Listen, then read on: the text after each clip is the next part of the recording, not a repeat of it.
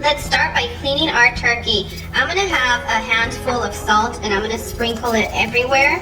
And I'm gonna scrub it for a good 2 to 3 minutes, just to make sure that we have scrubbed our turkey, exfoliated well, so that we can get a real crispy skin. And if you're scared to stick your hand in the inside, then you shouldn't be eating this turkey. I'm just kidding, get some gloves. Get somebody brave to do it. So I use anywhere from 1 to 3 tablespoons, depends on my mood. Today you can see that I went heavy on the salt. What kind of turkey are you using, a brand? Today I'm using the HEB Natural Young Turkey. Young Turkey is my favorite. After you scrub your turkey, you want to rinse with some cold water. And one of our turkeys is missing a wing, but that's okay. Yes. We had a difficult time finding our turkey this year and we're just grateful. We are. And boom, done. We've cleaned our turkey. Now I'm just going to make sure to drain any kind of water that's left in the crevice. And I'm going to place this on a safe and poultry cutting board while Cloud finishes disinfecting our sink. Thanks, Cloud. You got it. To your bowl, you want to add half a cup of mayonnaise, half a cup of ranch dressing, half a cup of melted butter. For our seasonings, we have half a tablespoon of paprika, half a tablespoon of garlic powder, and 1 tablespoon of parsley. Combine all your ingredients and set it to the side. In a big bowl, you want to add about 2 pounds of your herb seasoned stuffing, 2 cups of chopped onions and 2 cups of chopped celery, 2 tablespoons of dried parsley, 1½ sticks of melted butter, 3 3/4 cups of chicken broth. And at this point, it's time for us to combine all our ingredients. You can also add your favorite type of herbs or seasonings to this. Let us know in the comments what your favorites are.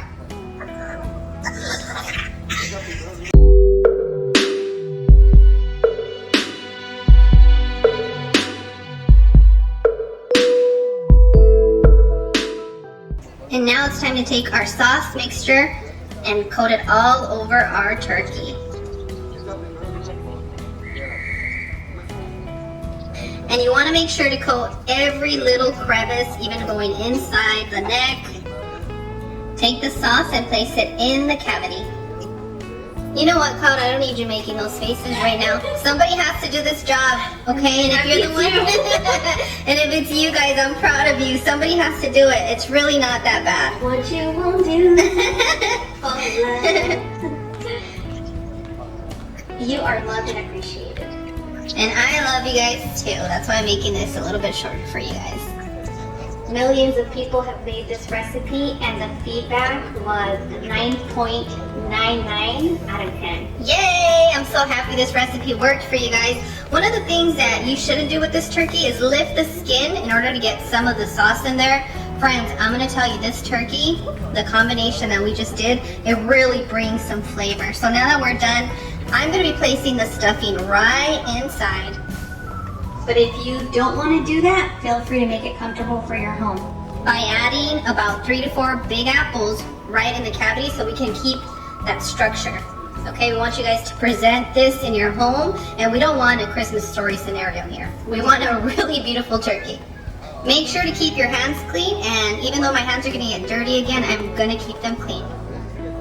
Take your stuffing and make a nice little ball by pressing it together this way. It's not like a ball, that's a volleyball. It's a softball, okay? It's going to make it easier for you to place inside the cavity. See? Stop, Cloud.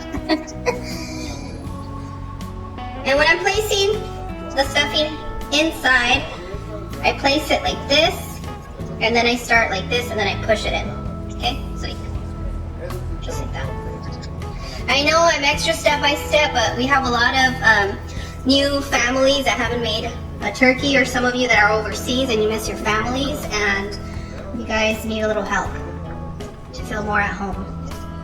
And Cloud and I are here. We love you. And we're happy that you want to make a turkey.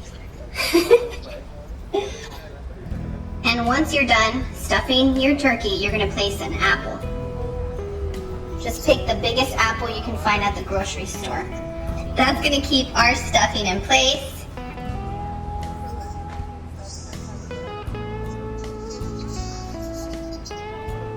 Now I'm gonna add our chicken broth to the sides of our tray. And what this is gonna do, it's gonna produce enough steam to really cook our turkey and also to keep it nice, tender, and juicy.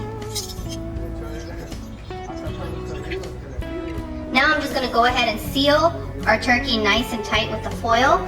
Depending on the size of the foil, I use 5 or 6 sheets, and I align it at the bottom of my foil tray. And then I'm just gonna seal it nice and tight, and this is gonna help us produce enough steam and enough heat to cook our turkey fully and keep it juicy.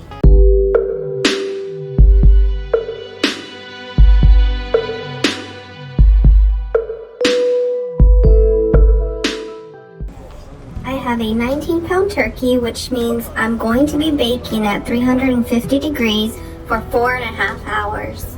Then I'm going to show you a perfect technique to get a perfect roast and crispy skin. After 4.5 hours, place your oven on broil.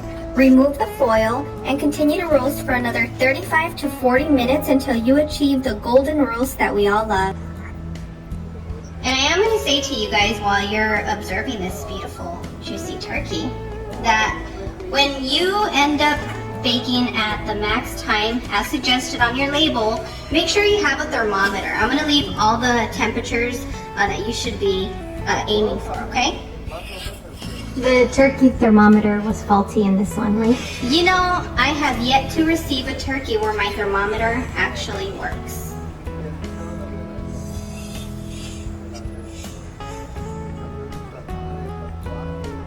And boom, done! Who's ready for a taste?